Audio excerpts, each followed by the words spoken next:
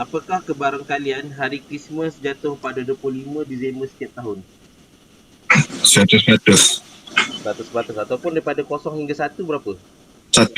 1. Maknanya benda tu adalah pastilah. Sebab kita tahu Christmas ni memang akan terjadi pada 25 Disember dan tiap-tiap tahun memang ada tarikh 25 Disember tu. Maknanya benda tu kita pasti akan berlaku. So, kita boleh tulis kebarangkalian untuk hari Christmas berlaku adalah 1. Kalau kita banding dadu, berapa kebarangkalian Iman untuk dapat nombor 1?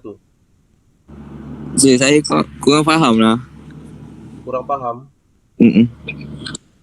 Okay, kebarangkalian tu awak tahu tak apa dia? Tak. Kebarangkalian tu adalah kemungkinan kita dapat nombor lah. Contohnya kalau dadu, awak tahu dadu ada 6 permukaan. Tahu. Dadu dia bentuk cube, bentuk kubus. Dia ada 6 permukaan. Okay. So dekat atas setiap permukaan tu dia ada angka dia kan, ada 1 titik, ada 2 titik. Okay, so kalau kita lambung dadu ni, berapa kebarangkalian kita dapat permukaan yang ada 1 titik ni je ataupun nilai 1? Dia ada berapa permukaan tadi? Ada 6. Ada 6. So kebarangkalian kita dapat 1 adalah 1/6. Okey. Daripada 6 permukaan kita ada kebarangkalian boleh dapat 1 sekali. Mana kebarangkalian ni adalah 1/6 lah. So boleh faham ni sama dengan duit shilling.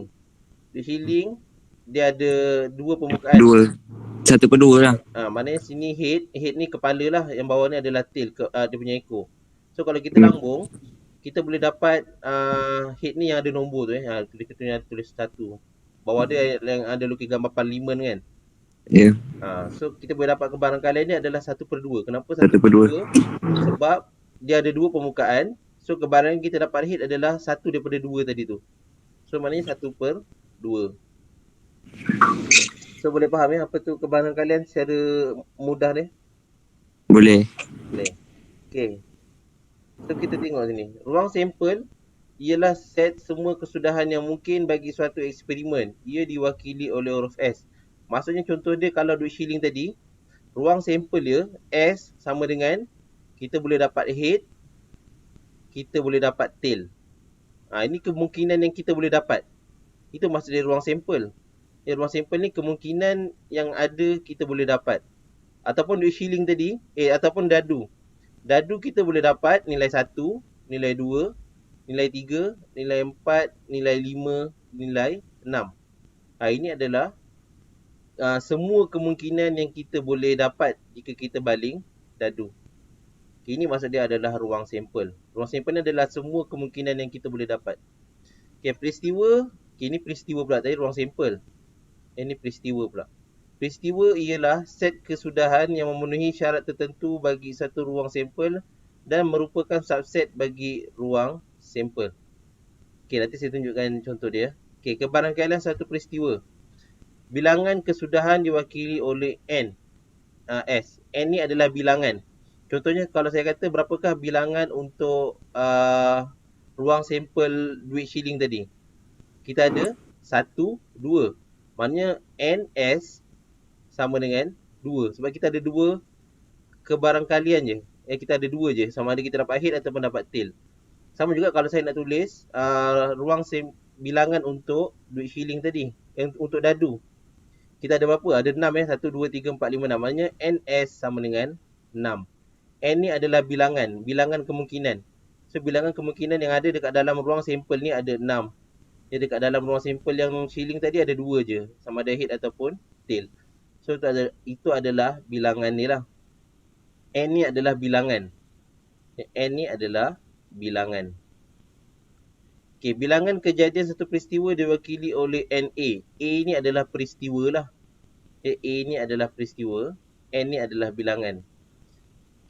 Kebarangkalian peristiwa A ialah P. P ni pula adalah simbol kebarangkalian. P ni adalah simbol kebarangkalian. Jadi secara mudahnya kebarangkalian A diwakili oleh PA sama dengan NA bahagi NS. Bilangan peristiwa A bahagi dengan bilangan keseluruhan. Saya bagi contoh .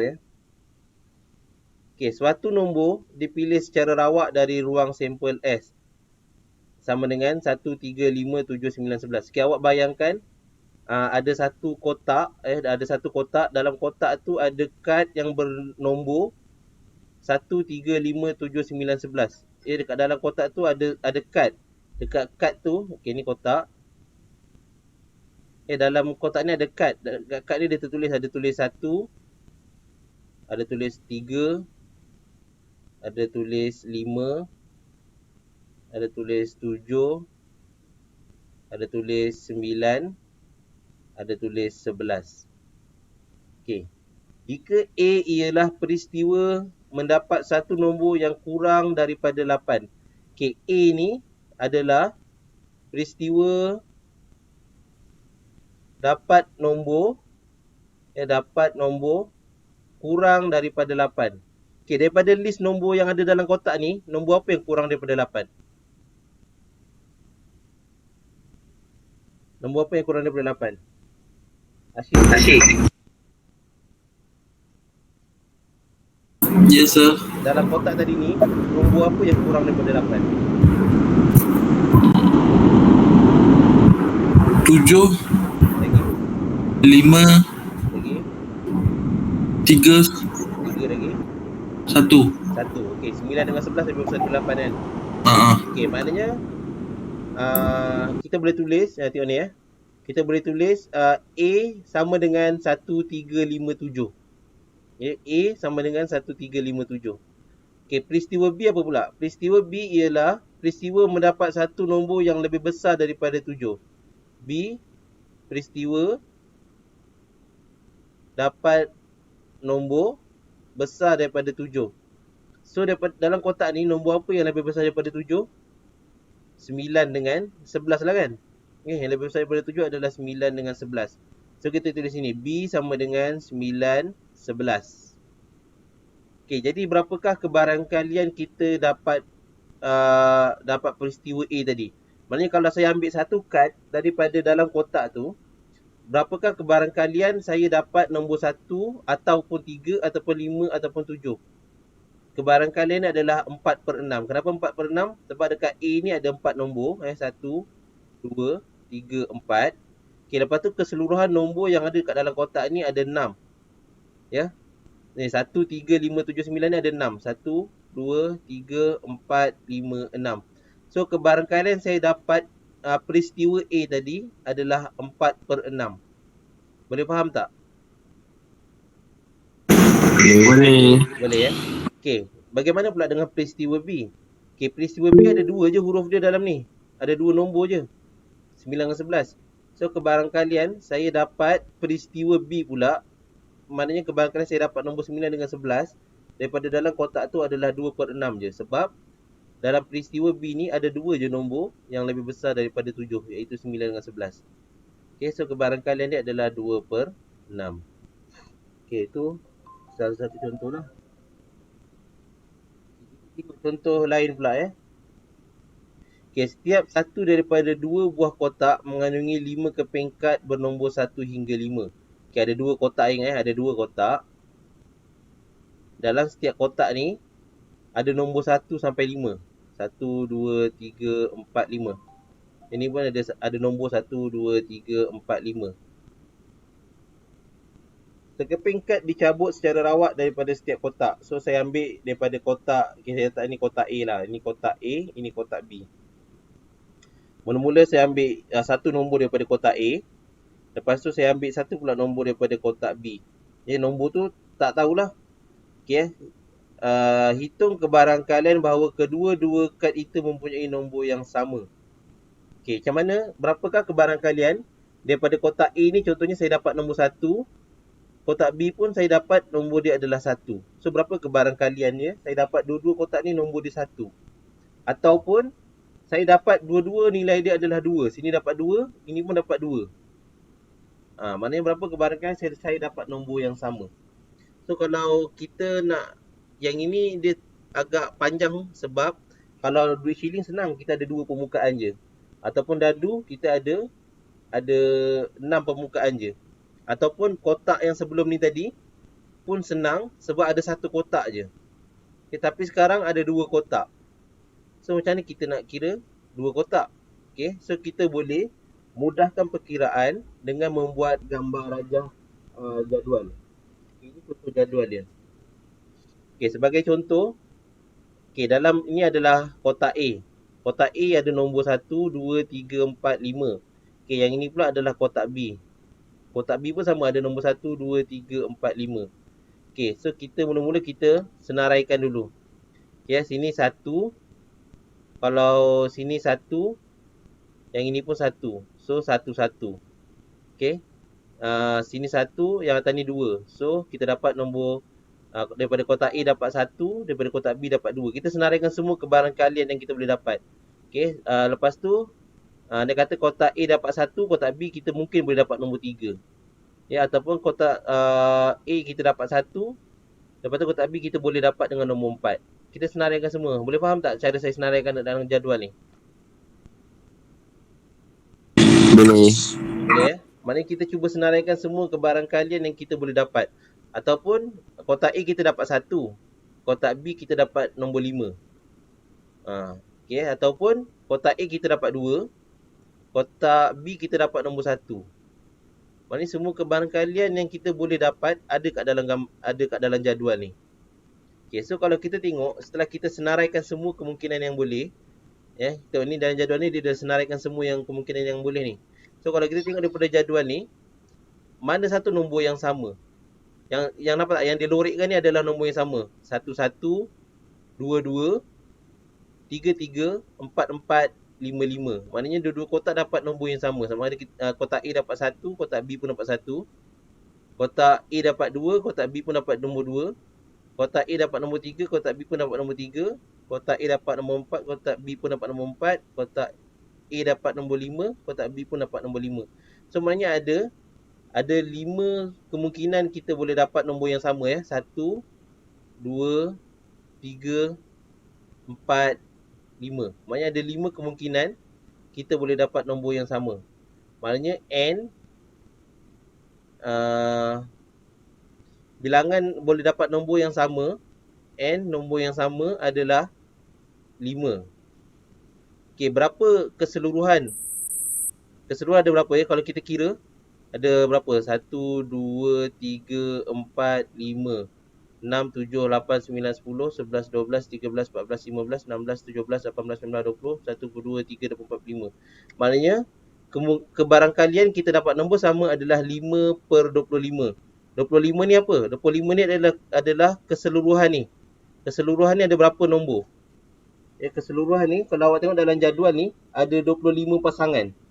Ada 25 pasangan, tapi 5 pasangan je yang ada nombor yang sama. Maknanya kebarangkalian kita dapat nombor yang sama adalah 5 per 25. Boleh tak faham? Maknanya yang 5 ni adalah kebarangkalian peristiwa.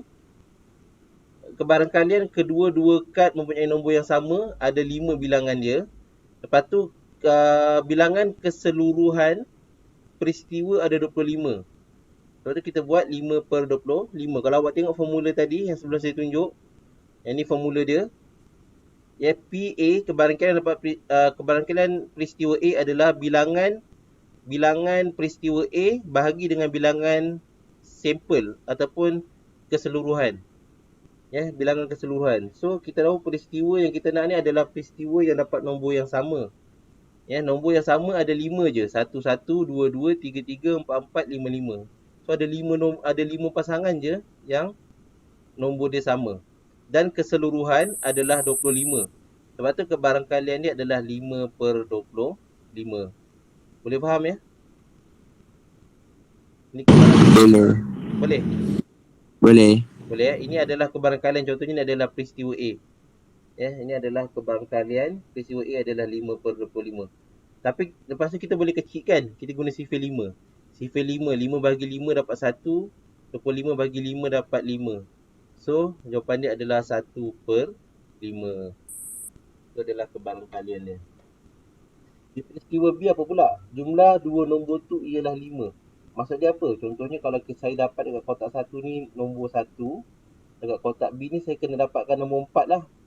Barulah jumlah dia jadi 5. Ataupun kalau saya dapat kat sini nombor dia 2, kat kotak A nombor 2, dekat kotak B saya kena dapatkan nombor 3.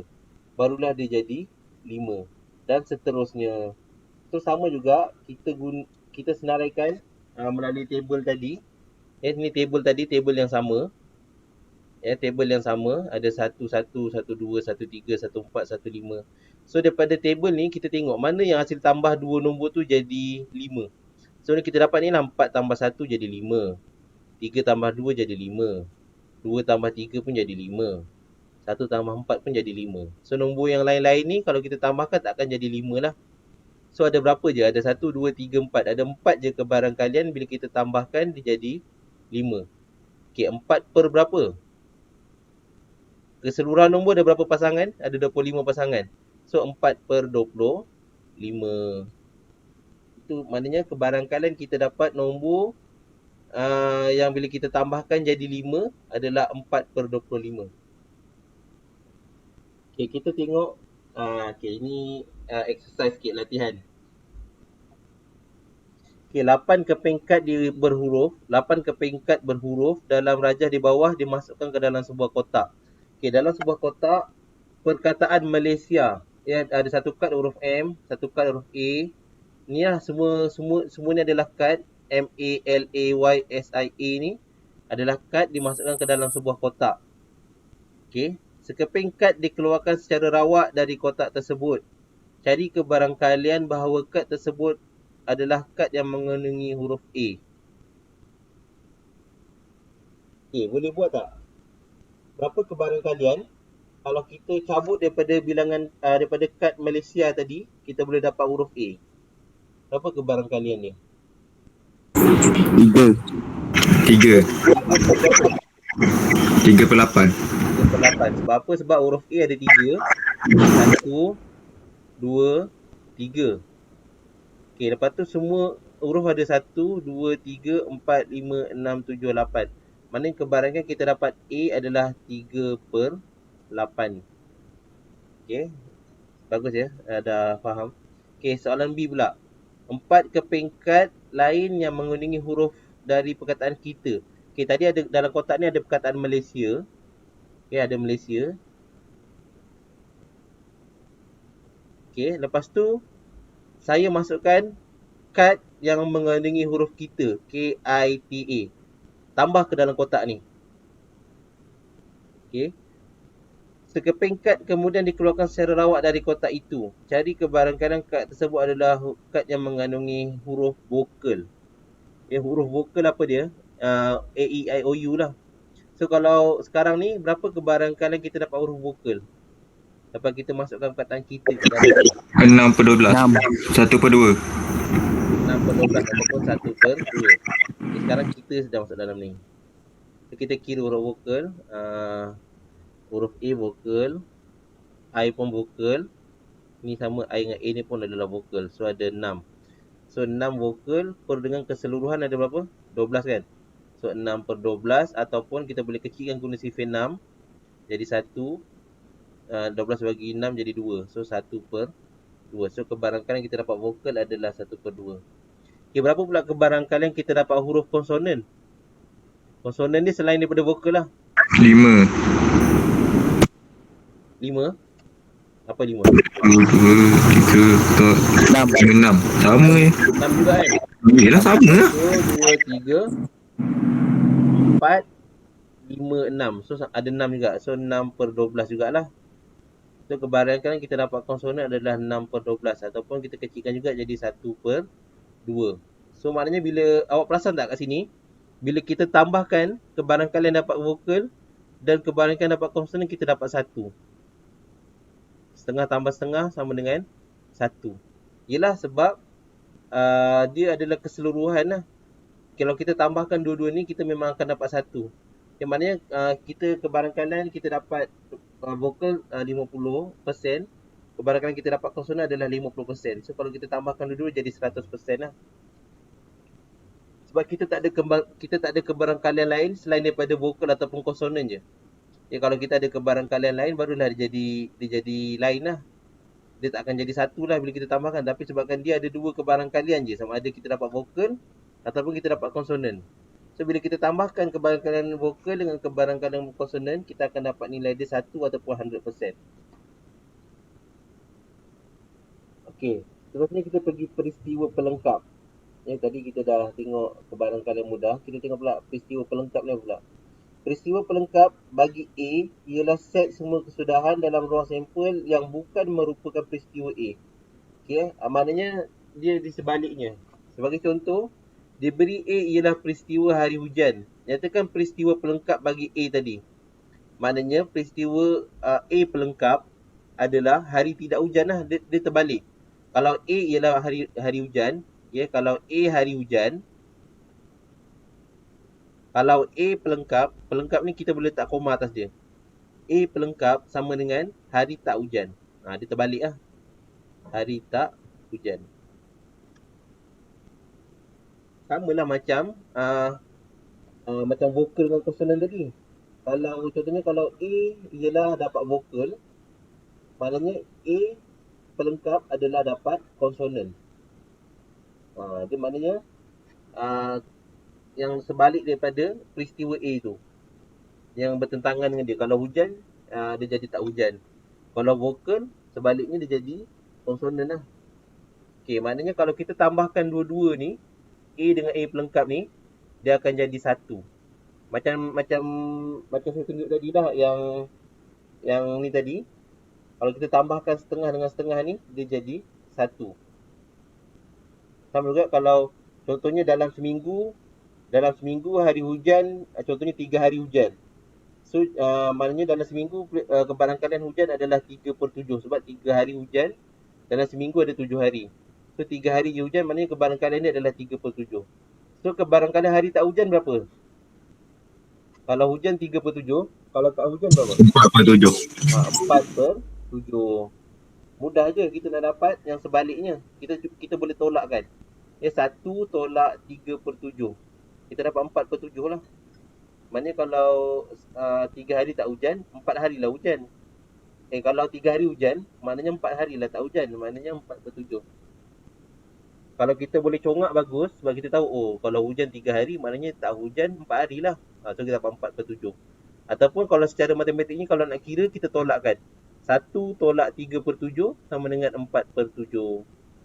Sama juga kalau vokal tadi, dia punya kebarangkalian adalah 1/2. Kalau nak cari kebarangkalian konsonan, kita boleh tolak je. 1 tolak 1/2. So kita dapat 1/2. Maknanya dapat konsonan pun adalah 1/2. Okay, ini contoh. Sebiji dadu dilambung ke udara. Cari kebarangkalian mendapat. Okay, yang pertama dia nak nombor kuasa 2 sempurna. Okay, macam saya terangkan tadi, dadu dia ada 6 permukaan. Ada nombor 1, 2, 3, 4, 5, 6. Okay, sekarang ni dia kata berapakah kebarangkalian kita dapat nombor kuasa 2 sempurna. Apa dia kuasa 2 sempurna ni? Kuasa 2 sempurna ni nombor ni lah. 1 kuasa 2, 1. 2 kuasa 2, 4. 3 kuasa 2, 9. Ini adalah nombor kuasa 2 sempurna.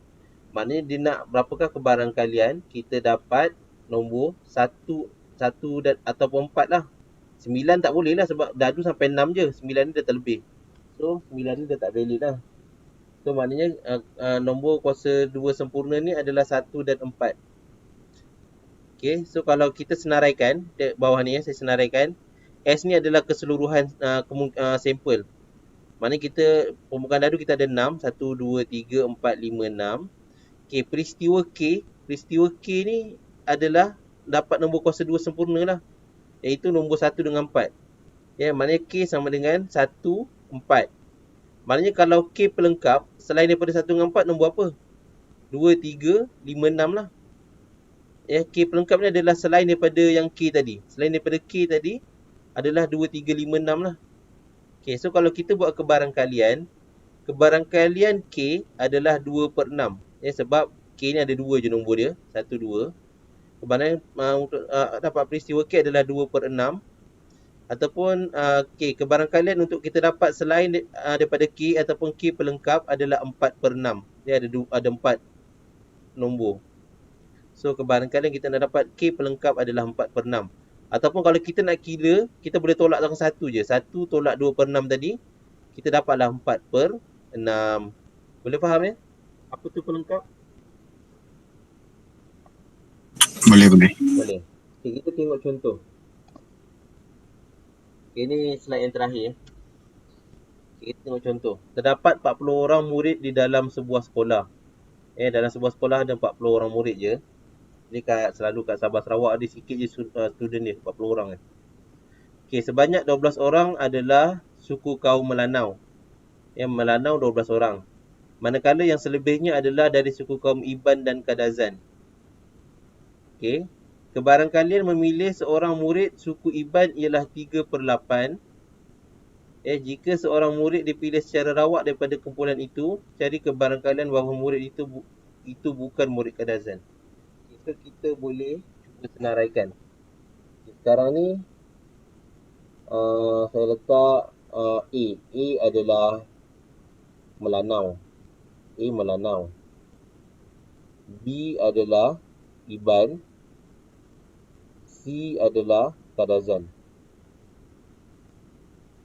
Okey, kita tahu Melanau ada 12 orang. Iban dengan Kadazan kita tak pasti bilangan dia berapa. Tapi baki daripada 40 orang tadi yang lepas tolak 12 ni adalah Iban dengan Kadazan. Okey. Seterusnya, dia kata kebarangkalian memilih seorang murid suku Iban ialah 3/8. Iban, kebarangkalian dia P Iban, kita letak PB. B ni Iban lah. Kebarangkalian dapat student Iban adalah 3/8. Okey, so soalan dia tanya, kebarangkalian bahawa murid itu bukan murid Kadazan. Okey. Berapa kebarangkalian saya dapat Melanau? PA. Berapa kebarangkalian dapat Melanau? Macam mana nak 5/8 Saya dapat 5/8? lengkapkan. Sekarang ni Melanau ada berapa orang? Melanau ada 12. 12. Keseluruhan ada berapa? Berapa jumlah student seluruh? Ada 40. 40. So 12 per 40 kan? Kalau kecilkan jadi berapa? Oh. Boleh kecilkan tak? Boleh. Guna tinggi 4. Guna tinggi 4. 12 bagi 4 dapat 3. 3. 40 bagi 4 dapat 10. Target untuk pelajar Melanau adalah 3/10. Okey. Sekarang ni kita nak cari adalah Kadazan pula. Kebarangkalian Iban dah ada 3/8. Kebarangkalian untuk dapat Melanau pun dah ada 3/10. Tapi kebarangkalian untuk Kadazan kita tak ada. So macam ni kita nak dapat kebarangkalian Kadazan. Okey, kita boleh dapat dengan kita tolakkan ya. Kebarangkalian Kadazan sama dengan 1 tolak 3/8 tolak 3/10. Kita tolakkan Iban dengan Melanau, kita dapat baki dia Kadazan lah. Kenapa kita tolakkan dengan 1? Sebab kita tahu kebarangkalian dia tak boleh lebih daripada 1. Maksimum mesti adalah 1. Sebab itu kita tolakkan 1 tolak 3/8 tolak 3/10. Kita tolakkan. Dapat berapa? 1 tolak 3/8 tolak 3/10. 1 tolak 3/8 tolak 3/10.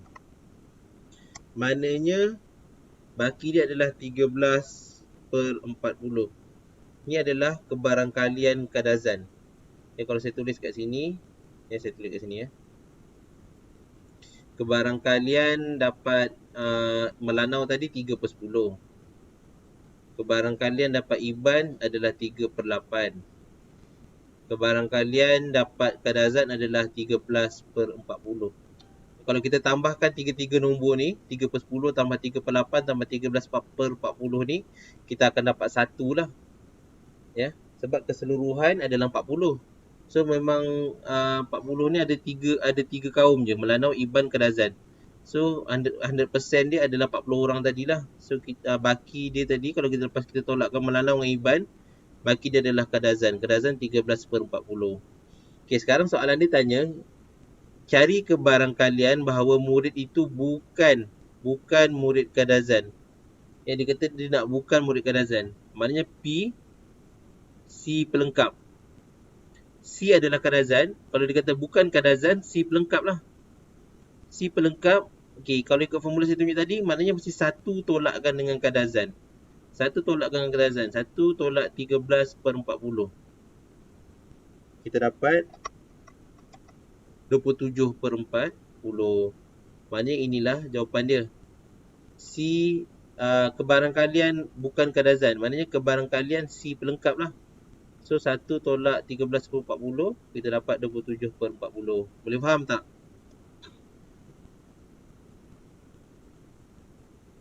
Boleh faham tak? Asyik boleh faham tak Asyik? Boleh sir, boleh. Betul dia boleh? Boleh. Naim boleh faham? Saya yang pelengkap-pelengkap tu kurang faham. Pelengkap ni dia adalah peristiwa sebalik dia lah. Ya, contoh macam saya cakap tadi lah. Ya, kalau contoh dia peristiwa A hari hujan. Peristiwa A pelengkap hari tak hujan lah, sebalik dia. Contohnya saya kata apa ya? Kalau kita ambil contoh dadu lah. Baling dadu ni tadi lah. Baling dadu ada 6 permukaan. Okay, andai katalah saya letak peristiwa A, saya dapat nombor genap. Ya, peristiwa A nombor genap. Maknanya peristiwa A pelengkap apa dia? Oh, faham. Apa dia kalau A pelengkap dia? Pelengkap dia nombor ganjil lah. Nombor ganjil lah. Maknanya yang sebalik dia. Okey. Kalau genap sebalik dia ganjil lah. Maknanya kalau A pelengkap ni, kalau saya buat kebarangkalian, kalau nombor genap 246 lah, kat dadu 246. Atau nombor ganjil 135. So sama juga. So kebarangkalian dapat A adalah 3/6. Maknanya ada 3 nombor yang dapat genap dan keseluruhannya ada 6. So 3/6 lah. Ataupun kita boleh kecilkan guna sifar 3, dapat 1/2. Maknanya PB, kalau saya cari A, PA pelengkap adalah 1 tolak 1/2. So dapat 1/2 juga. Maknanya kebarangkalian dapat nombor genap adalah setengah. Kebarangkalian dapat nombor ganjil pun adalah setengah. Itu adalah pelengkap. Maknanya yang sebaliknya. Sama juga macam peristiwa yang melanau Iban dengan Kadazan tadi.